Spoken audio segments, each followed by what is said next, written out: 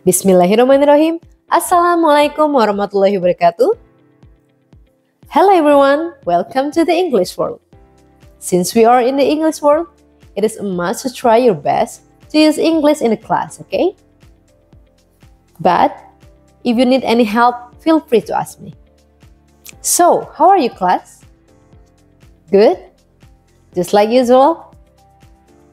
Okay, whatever it is, hopefully we are in good health. Amin ya rabbal alamin. Alright, before we start our class, please for the class leader to take a note and please help me to check the attendance list whether this class is full or there are some of you who are absent. Well, talk about English. Do you know that we have a lot of similarities between English and our first language? Yes, Bahasa Indonesia. Can anyone mention one of them? Yes, what is it? Okay, I can help you with that. So, first of all, one of the similarities between English and Bahasa Indonesia is the structure. Yes, we have been learning about that since I think elementary school, right? Yes, if it is for in Bahasa Indonesia, then it is S. Yes, right. S-P-O-N-K. And what about English? Before I talk about them, let's see the sentences. Can you see it clearly? Yes, as you can see, there are two sentences here. The first one is I heard you, and the second one is work here every day. Based on what you know, which one is correct? Okay, keep your answer and let's see. The correct one is I heard you. Right, why? Anyone can describe? Yes, correct. It is because of the left one is an incomplete sentence. So if I ask you, can you point the subject that is used in the sentence? Yes, correct. I is the subject of the sentence and heard is the verb and also you is the object of the sentence. And what about the left one? Work here every day. Can you name the subject of the sentence? Okay, I can see some of you are confused.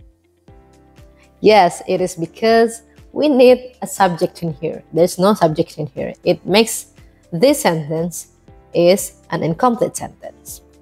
So basically, if we want to make a sentence in English, we need the subject and also the verb. Those are the important ones to make a sentence. Yes, both of them. But if you want to add an object or any adverb, it makes the sentence even more complete. Then if we are talking about making a sentence, we need subject and also the verb. But because those are a different position in the sentence, so we need to talk about one of them first. Yes, it is the subject. What is subject actually? Yeah, subject is the one that does the action or verb.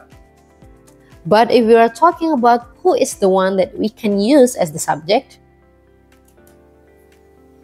then it's not always who. It's not only in a person. What is it? It is a noun, but also a pronoun and a phrase. Yes, a lot. Let's move to the first one. It is a noun. Noun refers to a name, a person, an animal, a place, a thing, a name of something, an idea, a quality, and etc. Let's see the examples. Cat is my favorite animal. Rina and Tony are at my house. Kindness makes people comfortable. So as you can see, all the bold words is the subject of the sentences. Then, other than noun, what else that we can use as a subject? Yeah, it is pronoun. So pronoun refer to either a noun that has already been mentioned or to a noun that doesn't need to be named specifically. Take for example, they, we, I, you, she, he, and it. Yes, of course you know it. These are common. Okay? Alright, let's see the examples. They are my best friends. She works at the museum. And I was the student in this university. So as you can see, they, she, and I are the subject of the sentences.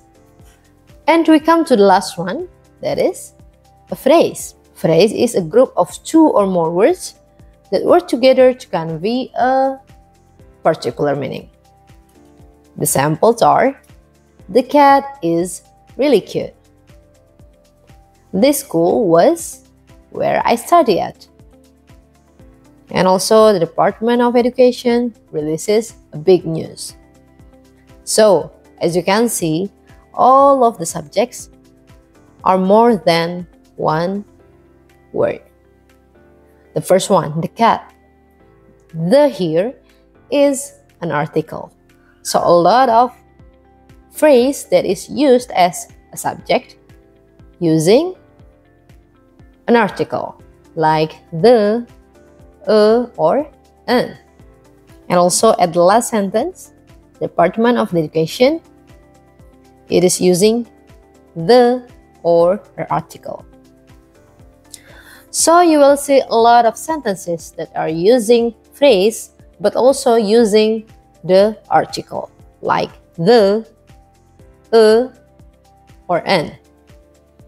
Yes, of course, it is followed by noun. As you can see, the is followed by cat, this school, and also the Department of Education. So those three are the three options that you can use as a subject in a sentence. So now let's practice. I have a song, so this is the lyric. Let me sing it for you. I met you in the dark, you lit me up, you made me feel as though I wasn't out. We danced the night away, we drank too much. I held your hair back when you were throwing up. Okay, that's enough. So here, what you are going to do is underlining all of the subject in each sentence. Take for example, the first one, I met you in the dark. What is the subject? Yes, I. So that's what you are going to do, okay? Do the rest until it ends. And please update it to me next week. So before we close our today's class, do you have any question about the material or maybe the task? Please raise your hand. Okay, if you don't have any question, then you do understand. And don't forget about the task that you have to submit next week. So it's time to finish the lesson. That's all for today. We'll do the rest of this chapter next week. Yes, it is about the verb and others. And thank you for your very nice participation. See you next week. Wassalamualaikum warahmatullahi wabarakatuh.